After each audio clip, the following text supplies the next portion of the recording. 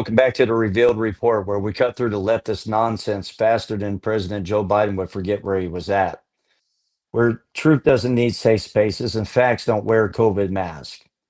Where we're caffeinated on Black Rifle coffee and we still believe in the Word of God. And we're on a mission to keep your brain from melting down quicker than Ben and Jerry's ice cream in a California wildfire.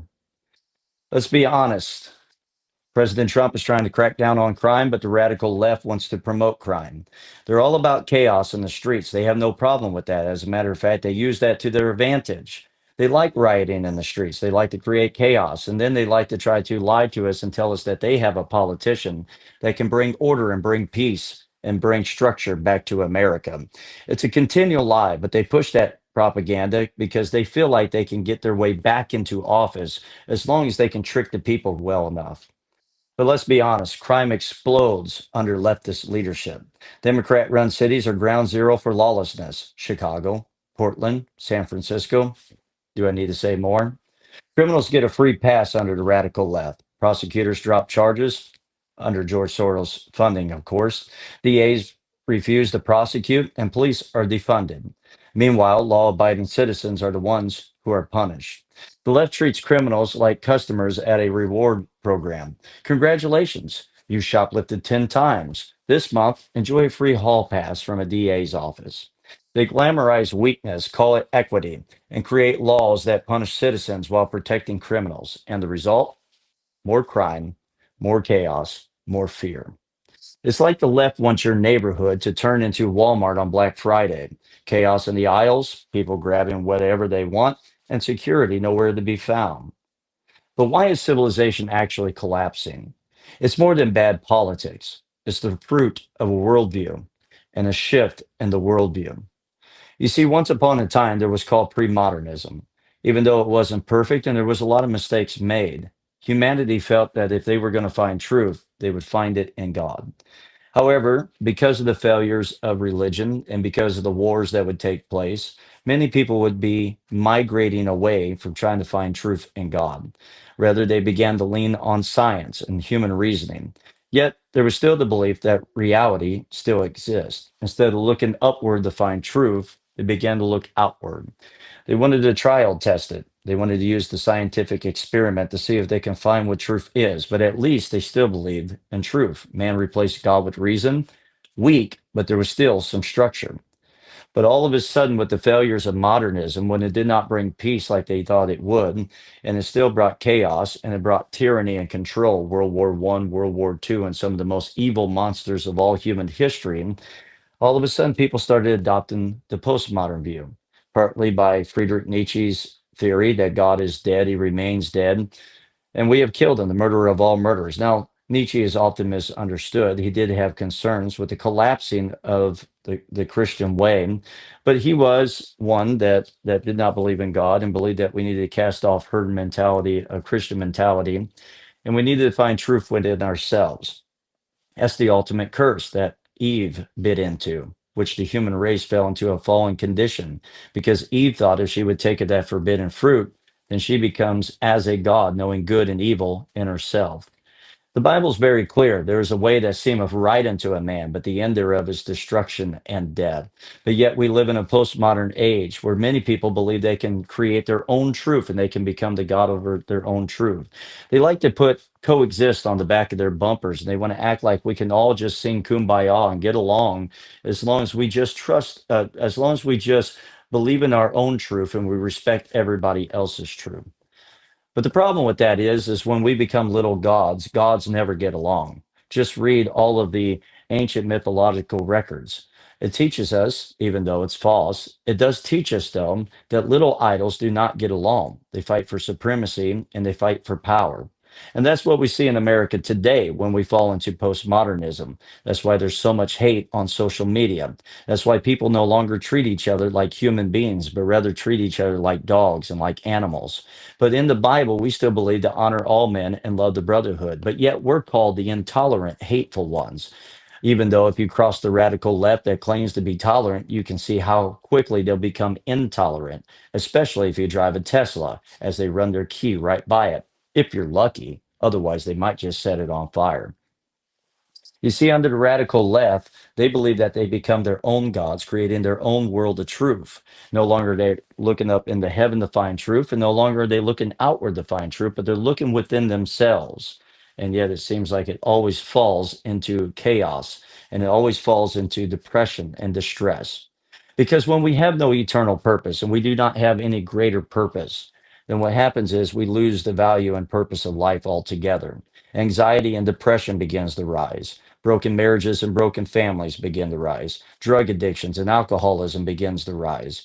People begin to slip into immorality because they're living out just the self gratification of the very moment, even at the detriment of their future and their well being. That's the curse from the garden. Eve took the fruit so she could define good and evil for herself. Congratulations. Welcome to Portland. When there's no ultimate purpose in life, depression, anxiety, suicide, and lawlessness skyrockets. Hard work ethic collapses. People do whatever feels good and call it freedom, but it's actually chains. It's slavery. And oftentimes it's not only slavery to the devil, which we still believe in, but it's also slavery to a radical leftist agenda. People become slaves to government, and government begins to become God. That's exactly what the previous administration wanted. And yet they call Trump a fascist, a Nazi, try to say that he's acting in a tyrannical manner, when as a matter of fact, it was the radical left that was trying to suppress our freedoms and trying to trample all them. Don't you remember the COVID madness when they tried to lock you in your own homes and said if you go out and if you don't wear multiple masks, you're a murderer? They're the ones that try to trample on our rights and our freedoms, but yet they claim that Trump and his followers are Nazi fascists. But I want to tell you, under the radical leftist agenda where we all become our own gods, we will not find peace.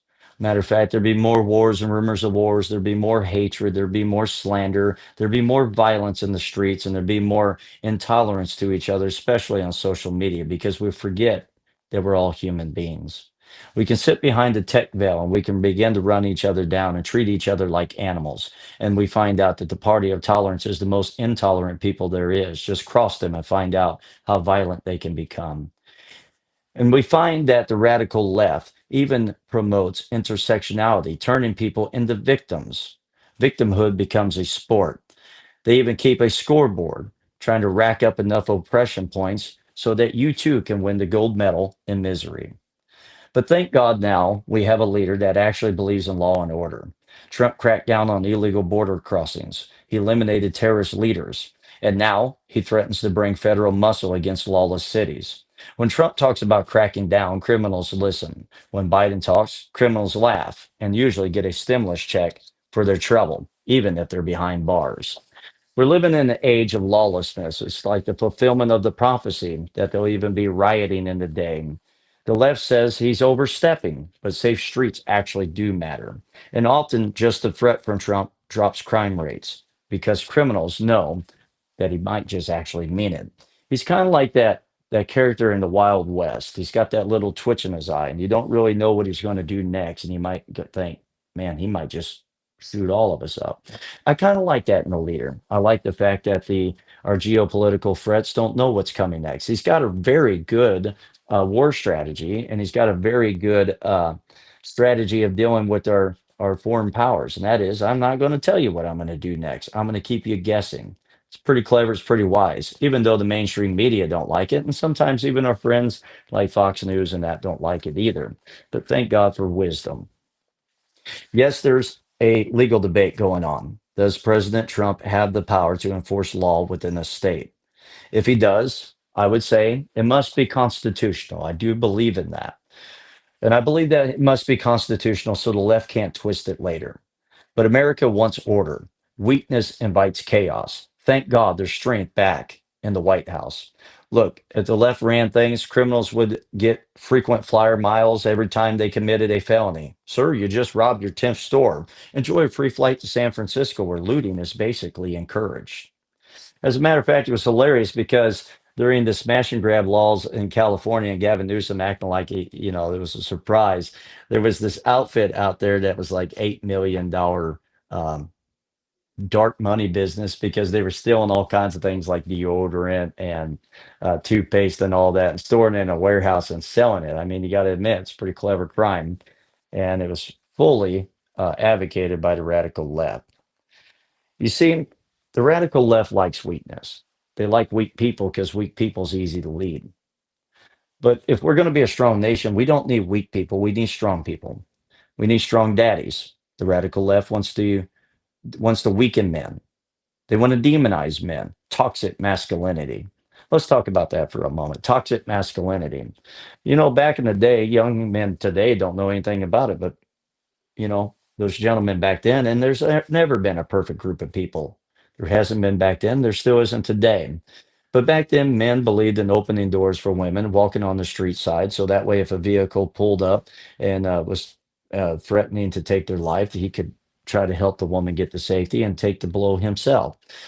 Men actually paid the bill when they went out and took a woman on a date and took very good care of the lady, believed in giving her flowers and protecting her and preserving her. But now we have a generation that can watch a lady get her brains beat out by thugs and not even do anything about it. Just stand there and watch it happen. I grew up in a generation that the man would do everything he could to protect that woman, even if it cost him his own life. I think we could probably bring back some toxic masculinity. We have a feminazi movement that want to tear down the role of men in this world. And now we want to say that there's no gender between men and women. There's no difference between biological sex. Whatever a man can do, a woman can do as well. Although, if you put the man inside of the sports arena, it seems like they tend to win. Because the radical left doesn't like truth. They don't like objective reality. They want to say there is no objective reality. They want to say reality is whatever we say it is, even though if you jump off a bridge, you're still going to splatter on the ground. I mean, I thought I could believe I was a bird and I could fly. You see, they like to tear down truth because if you believe in truth, you might stand against them.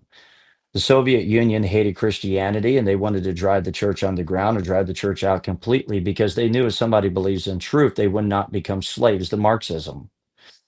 You see, Mao, when he took over China, he wanted to tear down the churches. He wanted to rewrite history. He wanted to tear down truth because he believed by tearing down truth and tearing down anybody that has convictions, he can control the masses. This is why Marx hated religion. He called it the opiate of the masses. You call it whatever you want. But really, what they were fearful of is we can't control people that have convictions and believe in objective reality and truth. They'll actually stand for what they believe in, and they're willing to bleed for what they believe in. They're willing to die for what they believe in. They're willing to pay a price for what they believe in. The reason why many people don't stand anymore is because they lost faith in reality. They lost faith in truth, and most certainly they lost faith in the Word of God.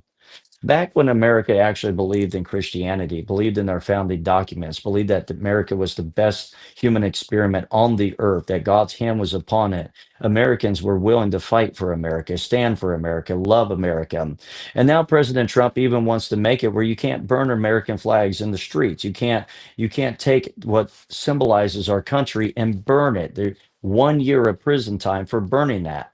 Now, I find it funny that the radical left now wants to talk about freedom of speech when they were the ones that were trying to stop us from having freedom of speech by using federal agencies to try to tell Facebook to crack down on us that talked about COVID-19 and how the government was weaponizing it against us. We couldn't talk about Hunter's laptop. We couldn't talk about the virus coming out of Wuhan. We couldn't call it the China virus because that was all of a sudden xenophobic, even though it came from China. You see, they wanted to say we couldn't say anything that was true. They didn't really care about freedom of speech. They only care about speech when it aligns to their thoughts and it propagates their ideology and it propagates their agenda. The COVID police came out, and so did the Facebook police, the Instagram police, the TikTok police. Matter of fact, you had to put COVID in words as if you were spelling out a curse word because they would try to demonetize you. They would try to throttle down your ability of reaching others with their algorithms because they don't care about speech. They care about their agenda. They don't care about you having the right of freedom of speech. They care about you saying what they want you to say. Yes, sir, Soviet Union, I will say whatever you want me to say. Yes, Caesar, I will bow down and I will say whatever you want me to say. They don't care about reality. They care about you aligning to their tyranny. And if you don't do it, they're willing to use every federal muscle against you. I mean, we had Joe Biden that was trying to use OSHA to try to to force the jab in your arm and tell corporations that if you have 100 people or more, you better force it or we're going to fine you 70,000 to over $100,000 per offense. Talk to me about using federal muscle to try to crack down on those that you oppose. They even used the FBI. They used the Department of Justice to go after parents that were worried about their children. They're worried about particularly their daughters' safety, being able to go into the restroom and not have a boy go in there and possibly do something to them. Pro-lifers were called domestic terrorist threats. Tell me that they care about our speech. We haven't forgotten how crazy they are. We haven't forgotten how absurd they are, and their lies are not going to seduce us. We understand that the radical left is much like the demonic forces, seducing spirits and doctrines of devils, and line up to their ideologies, or else we will crush you. But yet they have a problem with President Trump trying to crack down on crime and bring law and order. And they have a problem with President Trump trying to stand against people burning the flag. Let's just compare it. You have one country that doesn't like MAGA because they believe America was never great. And then you have one political power that loves this country. You have one political power. You have the Democrats, the radical leftists that says this was never a great country. And you have the right that says we love this country. We want to go back to the founding principles of this country. Which one would you prefer? The ones that want to tear your country down or the ones that want to build your country up? Which one would you prefer? The ones that say burn down the flag and everything that symbolizes America, or the ones that says we don't want you to destroy our country? Which one do you prefer? The one that takes better care of the veterans or the one that takes better care of illegal immigrants? Which one do you prefer? The one that says we don't want you to burn down middle class businesses and we'll try to do everything we can to stop you? Or the one that says go ahead, it's an expression of speech, tear down that middle class business and take whatever you want out of it? They have no problem with crime. They have no problem with chaos as long as it fits their narrative and their agenda. The only time they're going to crack down on it is when it doesn't benefit them anymore. Because Gavin Newsom's nuisances actually are Mussolini's and JB Pritzker's and others, they don't really care about crime. They only care about it when it's benefiting them or not benefiting them. They even want to lie to us and tell us that that President Trump and the Republicans are evil because they want to redistrict states and they want to practice, change up the gerrymandering, which is something that the radical left has been doing for a long time. I'm in the state of Illinois. Trust me, J.B. Pritzker is the king of it. It's the only thing he's the king of. It's the only thing he can seem to do successful. He most certainly can't prosper our state very well, even after taxing us half to death. And he wants to make us sanctuary city and bring illegal criminal activity into our state. But that's who we're supposed to prefer. That's the ones who really care about us. That's the ones who really love us. That's the ones who's out for our good. They turn inside out, upside down. They make good evil and evil good. They make light for darkness and darkness for light, sweet for bitter and bitter for sweet. And they wear the face of a lamb and they say that they're here for us. They're our saviors. And you find that they like weakness. They like weakness because they can control weakness. They hate people that are strong. That's why they hate Trump. That's why they wanted to get rid of him every which way they can. That's why he almost took a bullet to the head. Because if they can't get you to bow, they'll try to eliminate you.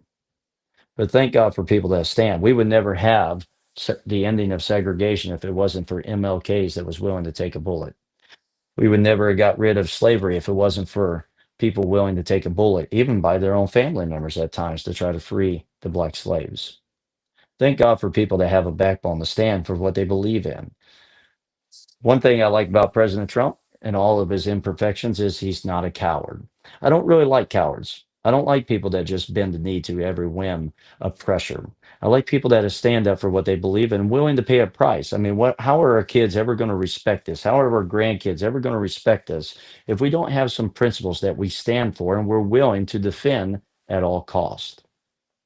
And now I know you, when you talk this way, the radical left says you're inciting violence. So I'm not inciting anything. It's the radical left that incites violence. It's the radical left that stands back and says that people should have a right to burn down cities. Just ask CNN. Just ask Morning Joe. Just ask Don Lemon. Just ask all of them. Oh, wait, I don't think anybody listens to them anymore. As a matter of fact, radical left, every one of them is going off air, and it seems like independent Conservative medias are rising up. You know why? Because people are tired of being lied to. They actually want to find something that has substance and truth to it, because without substance, they don't have a reason to live. They're not happy. They don't have a purpose in life. That's why anxiety is high. That's why stress is high. That's why our country was falling apart. But thank God there's been a return to normalcy. Thank God there's been a return to strength. I believe that strength should not be demonized. Strength is something that we need. You can't have military on weakness. You can't have nations on weakness. You can't have families on weaknesses. And we most certainly can't have churches on weakness. That's why I had a problem when churches were constantly closing their door under the pressures and the mandates of COVID-19. I said back then, if over 50% of our churches would have took a stand and over 50% of our small businesses would have taken a stand, we could have pushed back the evil. We could have pushed them back and they would have had to leave us alone. But they like to pick us off one by one by one by one. That's why we must unite and stand. One thing that the radical left does, they do unite together. The problem is they unite together to fight against good. We're a little different. We don't wake up every day trying to figure out how to out connive and how to outfox people. We live with integrity. We live with honesty. But we must unite together. We need to put away our little small squabbles. I'm not saying they're not important, but let's come to the table of reasoning and let's unite together. Because the last thing we need is another Calamity Commie Harris. The last thing we need is a JB Pritzker. The last thing we need is a Gavin Newsom. And I don't know who else they have out there. That seems to be their top ones. Good luck, radical left. If they get back in power, though, it'd be because we were rocked to sleep thinking that we can just take a back seat. Everything's okay now. It's not okay. We got to keep standing for what's right. We got to keep voicing this truth, and we got to keep pushing forward and taking more territory. We got to drive back the darkness of the radical left. We can't let them weaken our nation, weaken our men, weaken our boys, weaken our families, weaken our churches, weaken our nation. We must come back to what's right, what's holy, what's true. We must bend our knees again in prayer, not to the radical left's agendas. If we're going to bow our knees, let it not be to the tyranny of man, but let it be to the God we serve. And if you don't serve that God, maybe you should start trying, because then maybe you'll bow the knee a little less to the radical left's agenda. Because you know what? The radical left hates when they can't get Nebuchadnezzar's and when they can't get Shadrach, Meshach's, and Abednego's to bow down to Nebuchadnezzar's laws, when they say we will stand for what we believe in, even if you take us to a fiery furnace. That's what we need back in America again. Men that actually believe in things, women that actually believe in things, families that actually believe in things, churches that believe in things, pastors that actually believe in the message that they're preaching and willing to pay the price for it. If we're ever going to see God back in our nation, it's going to be like that fourth man in the fire. It's going to be because somebody stood against the evil and was not willing to bend their knee to the tyranny of the radical left. The humanists that are trying to pump all their ideas into our college classes, into our public schools, into our institutions. At one point in time, it seemed like the devil was going to rule everything. But thank God there was praying people, and thank God there was people that returned back to normalcy. So crazy. It got so crazy that the counterculture movement was actually believing in God, believing in the marriage between a man and a woman, believing that family is a good thing, and we don't need the state to rule our kids. That we didn't want to risk losing our children because we didn't want to jab them 178 times with something that wasn't even scientifically proven. You know, when they tried to tell us that certain medicines were no longer medicines, they were horse tranquilizers or they were horse dewormers or whatever, even though they were used as horse dewormers, but they've been used for human beings for a long time now. They knew this, they just wanted to lie to us. The only thing that they conquer is lying because they hate truth. Because if you believe in it, it'll cause you to stand against them. It'll cause you not to bend the knee so easy. It'll cause you to stand for what's right. You see, the radical left loves weakness to the point that they actually encourage you to be weak. They encourage you to be a victim. They like to tell certain demographics that you can never get ahead. You're always going to be a victim. You might as well just be a defeated loser. You can never rise to the top because the man is keeping you down. And so now they create a generation that believes in counter reverse racism. Now the tides have changed, and now what they're trying to do is demonize white Christian heterosexual males. But may I tell you, racism is evil in all forms, no matter who is the one being oppressed. We fought against that. We came to a place that we have done very good in our country. Race relations was at an all-time high until before Barack Obama came in and tried to used DEI and a bunch of lies to tear a country down from within. He knew exactly what he was doing because he was fundamentally trying to transform America. George Soros was funding it because George Soros believes that America is the last thing standing in the way of his globalist agenda. Now that he's out of the scene, I'm glad that his son is not as good as a financial advisor as what daddy was. I'm glad that Elon Musk decided to help support Trump and put his money on. I know they had their squabbles, but I'm appreciative of what he did. It was pretty cool that we actually have more money on the right than what the radical left did on the left with George Soros's money. We're living in a good time right now. It's not perfect, but we're living in a better time. I'm glad America woke up. I'm glad America took a turn. But may I tell you, if we are going to continue, we gotta stand up and we gotta believe in strength again. We can't glamorize weakness.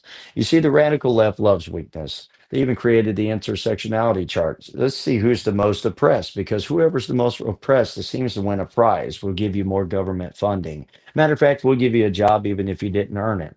I remember United Airlines said we're going to have 50% of our flight, our 50% of our pilots are going to look like 50% of our people that's on 50% of our pilots are going to look like the people that are flying on the plane. That's the moment I thought, I think I'm going to go fly with somebody else because I really don't care what you look like and I don't really care what you do in your personal life. When I get on that plane, I just want you to get me in the air and not kill me on the way down.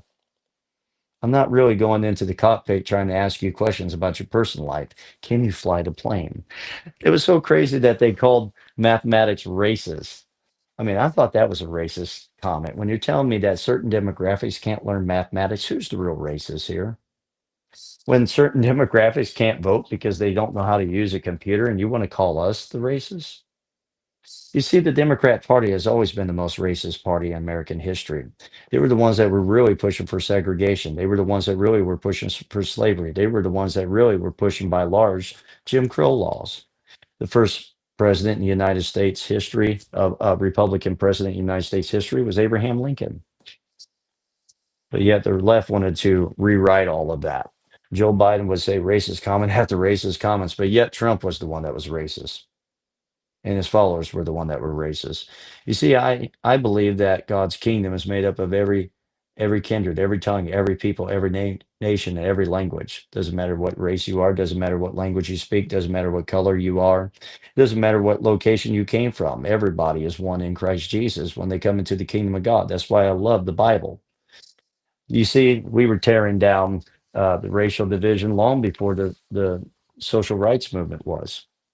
I thank God for the social rights movement, but I'm glad we were on the scene doing it before they were because we've always believed in that.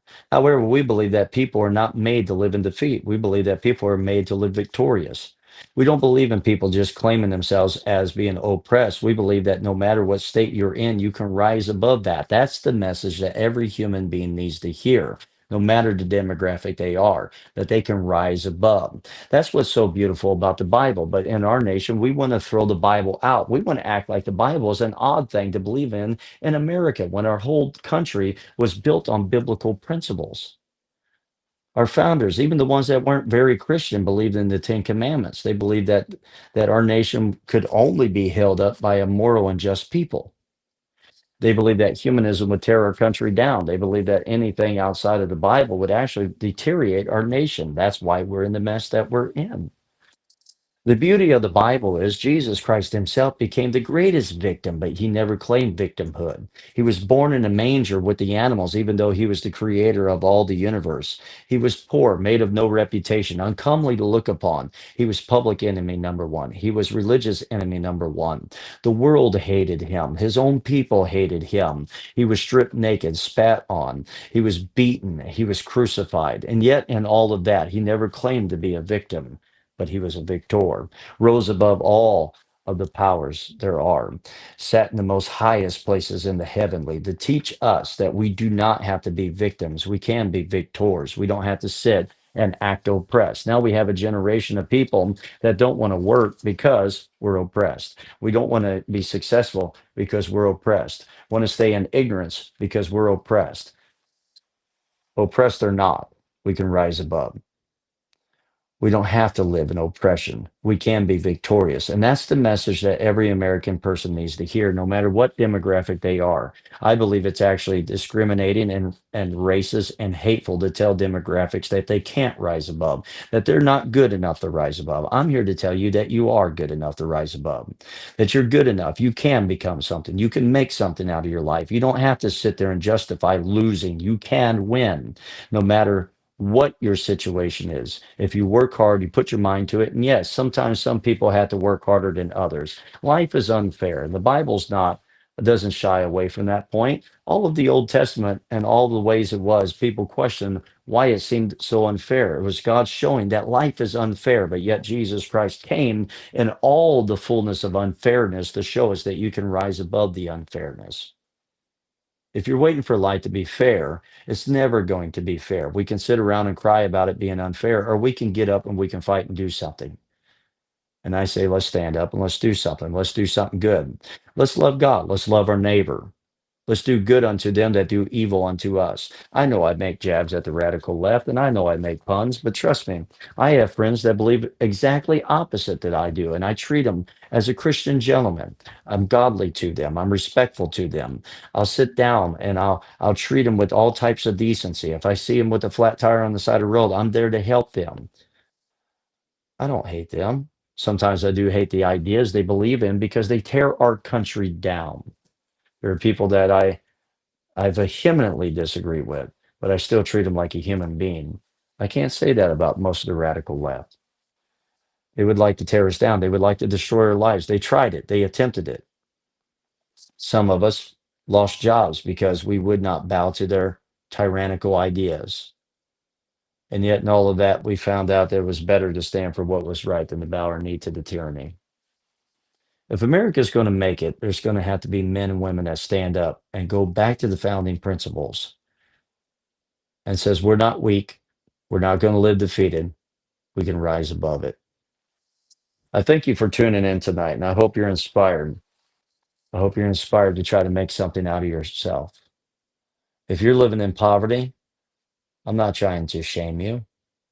If you're living in a state that you're living out less than what you know you can be, I'm not trying to shame you. Many of us have been there, and some of us still struggle with that. But here on the Revealed Report, we want to cut through all the lies and tell you you can become something great, especially if you give yourself towards God. So I thank God for a president who cracks down on crime. I thank God for a savior who cracks down on sin. And thank God that truth still stands, idols still fall, and we can live in victory. And we don't have to wrap duct tape around our head to prevent blood from oozing out of our eyes by listening to the mainstream media. But you can tune in to the Revealed Report and actually get things that put sanity back in your mind. We don't have to live in victimhood, and we do not have to live in chaos. Friends, this is the Revealed Report. And until next time, stay safe, stay free, and stay grounded in the only truth that keeps America from bleeding out. God bless you. God bless America.